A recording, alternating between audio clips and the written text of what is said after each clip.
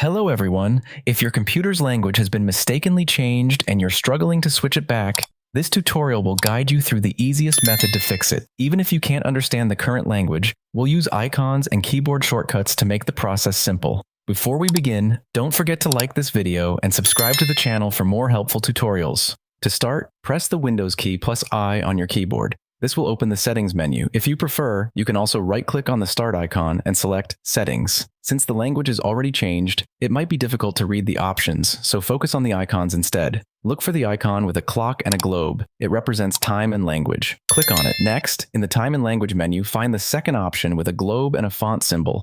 This is where you'll manage language settings. Click on it. The first option you'll see here is for the Windows display language. Click on the drop-down menu and select your preferred language. If your desired language isn't listed, click on Add a Language. You can either scroll through the list or type the name of the language you want. Once you find it, select it and install it. After installing the language, return to the same menu and set it as your Windows display language. Below this, you'll see another globe icon labeled Country or Region. Make sure to select your correct location and regional format here as well. Once everything is set, restart your computer to apply the changes. For most users, these steps will resolve the issue. However, if you still don't see your preferred language, ensure it's added and installed properly before setting it as the display language. Let me know in the comments if this tutorial helped you fix the problem. Your feedback is always appreciated. If you found this tutorial helpful, please hit the like button, subscribe to the channel, and consider supporting me through memberships for priority replies in the comments.